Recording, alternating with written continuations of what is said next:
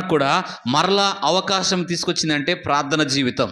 అతని ప్రార్థన, యోన ఎక్కడైతే పారిపోయాడో, ఏ స్థలంలో దేవుని చిత్తం చేయకుండా పారిపోయాడో, దేవుని ఉద్దేశాలు చేయకుండా వెళ్ళిపోయాడో, ఆ స్థలంలో పారిపోయిన సముద్రంలో ఒక తిమంగలి నోట్లకు వెళ్ళిపోయాడు. కానీ అదే స్థలంలో అతని ప్రార్థన చేస్తుంటే ప్రార్థనే అతని ఆపద నుంచి బయటకు తీసుకొని వచ్చింది. ప్రార్థనే అతనికి దేవుడు మరలా ఒక అవకాశం ఇచ్చే చోటు ఇచ్చింది. కొన్నిసార్లు నువ్వు దేవుని సన్నిధికి దూరం అయిపోయినా, పరిస్థితుల్లో ప్రభువుని విడిచిపెట్టినా, దేవునికి దూరమయ్యే పరిస్థితులున్నా, మరలా ప్రార్థన చేస్తే, మరలా పశ్చాత్తాపడితే, మరలా నీ ఉన్న ఆపదలోంచి దేవుడు బయటికి తీసుకొని వస్తాడు. మునిగిపోయే స్థలం, పాడిపోయే ఆ స్థలం ఎలాంటిదంటే, ఏ స్థలమో చెప్పండి? అసలు పూర్తిగా చనిపోయే స్థలం అది. ఎవరు? యోన. బ్రతికే అవకాశాలు లేని స్థలం అది. అసలుకి మొత్తంగా బయటికి రాలేని, ఎవరు తీసుకురాలేని స్థలం అది. అలాంటి స్థలంలో అతని ప్రార్థనే అతని బయటికి తీసుకొని వచ్చింది.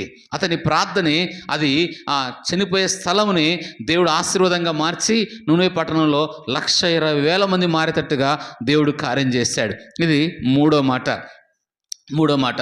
నాలుగో మాట మనం చూస్తే,